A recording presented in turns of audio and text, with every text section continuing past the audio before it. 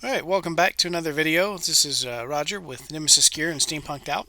And we're back in the leather shop today. I'm going to do some cosplay ear cuffs for an order.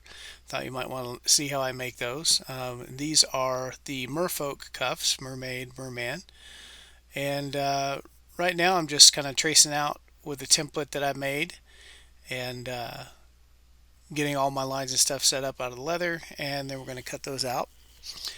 These are really tough. This is a 6 ounce leather, but with all of the tight detail cutting on there, that I have to have a really sharp blade. So I use an X-Acto on this so that I can do all the detail cuts. And I have to use a leather sharpening strop on this pretty frequently. If you don't have a leather strop and you're doing leather work, I definitely recommend that. It's going to increase the life of your razor blades, and it's going to, as soon as they start feeling a little bit dull, you can, touch them up a little bit. So this particular design, I set it up so that I can use this little rounded cutoff punch to do the edges of the fins there, and that works out really well. Now I digitized this pattern. I did it all by hand first, and then brought it into the computer and digitized it so that I could have the template cut for it. That way I get a consistent pattern every time. I actually will often take a sheet of leather down to my local print shop. He's got a laser cutter down there, and the 6 ounce leather seems to cut pretty well on the machine. So a lot of times I'll just have him cut me a sheet of them, and it costs more in materials, because I have to pay him to cut them out. But these are really time consuming and difficult to cut, so it saves me in labor time, so it ends up being a wash. It didn't really affect the price once I did all the figures, so it just depends on whether I've got any cut or not, whether I cut it by hand or I'll go down to the print shop and have another set done. But I thought I'd show you these are all done by hand here.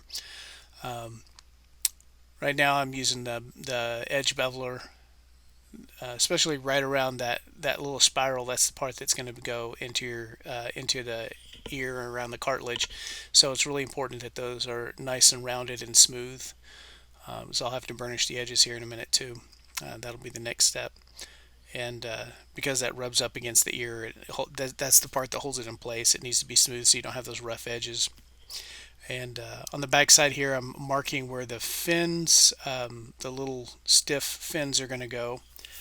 I'm just marking that with a pencil on the back because I am going to paint these, so I don't want to use a pen or anything.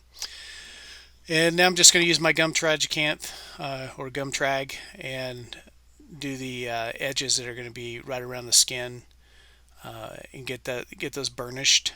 I've got bought that little tool there that it's for applying edge coat, and it kind of works on the gum trag, but I just find using a Q-tip for this just makes it just pretty fast. So it's just easier to use a Q-tip and just roll it on the edges. So this is my burnishing stick. I've got several different ones, and put it in a old drill press. Really speeds up the process here. And that's just a friction burnish. If you're new to leatherworking, you might look up the process, but there's edge burnishing and stuff, and that really finishes up that edge nice. Gets a nice slick, smooth edge on there. And so that's what I'm going to do here.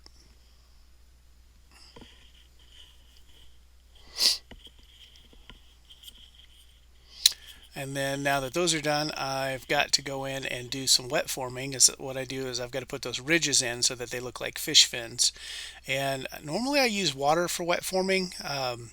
In this instance, I'm using rubbing alcohol. I found when I want something to be stiff and hold its shape, rubbing alcohol tends to help break down some of the oils in the leather, and it's the oils that are in the leather that make it soft and pliable. So the more oil that you remove, the more stiff and hard that leather is going to be. And you can go too far with making, you get to the point where it's so hard that it'll crack instead of bend.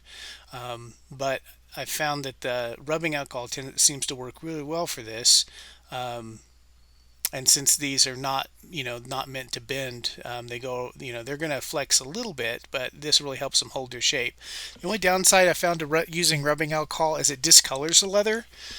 So if you're going to dye the leather, I don't recommend using rubbing alcohol. Every time that I have used it, it does darken and discolor the leather, and you'll see that once these are dry, they still have a dark kind of tone to them. They still have places that look wet, but it's not. It's just where the the rubbing alcohol has changed the finish. Um, but since I'm going to be painting these, it really doesn't matter because the paint's going to hide all the color variations that you see there. So now it's just, now that I have the ridges in there, all I'm doing is shaping these to the shape that I want while they're still damp, and I'm making them symmetrical. So I'm holding them up to each other so they have the same mirror curve. Um, so one doesn't stick out farther than the other or anything. And I compare those several times throughout the process. And this is my hot box. This is where I'm going to dry it. By the time I'm done wet forming them by hand, most of the alcohol is evaporated off. They're still slightly damp, but the actual volatile fumes are, have come off there by now. So you get to see my pandemic haircut and unshaven face here in the side. But anyway, so I put them in a hot box. I just use a heat gun that warms that up. You can see they're really about dry at this point, but you can see that discoloration there where you have lighter parts and darker parts of the leather where that's been discolored. And just kind of tweaking the shape while they're still just not quite set with the heat yet. And then those go back in to the hot box to finish for a bit. You can leave it in the hot box too long, and they'll warp really bad and stuff. So you got to keep an eye on it when you're using a hot box. And this customer wanted orange for the base color, and then red for the accent color.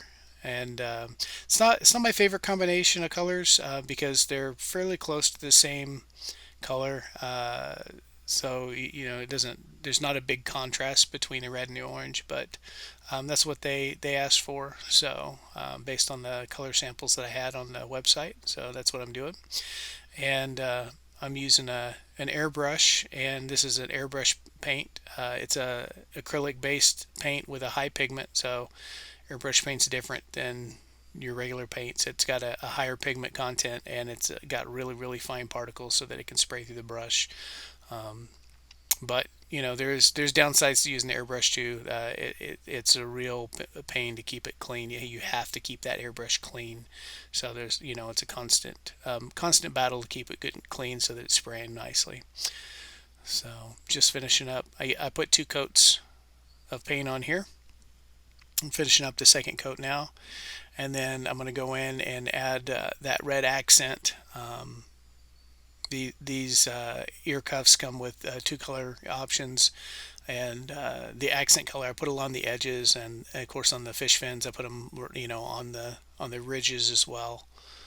So I'm putting that red in there now. So it does have a nice kind of fade there from a lighter orange to a red, or a kind of a medium orange to a red along the edges there. And then I do that on the back side slightly too. That's going to be mostly up against the head, so you don't see the back sides a whole lot, but I do kind of bring that color in there. And then those should just finish up drying, and then they'll go out to the customer. So I hope you enjoyed seeing how these are made start to finish. I'll have a couple pictures of some other color options that we have available on our Etsy page as well here at the end.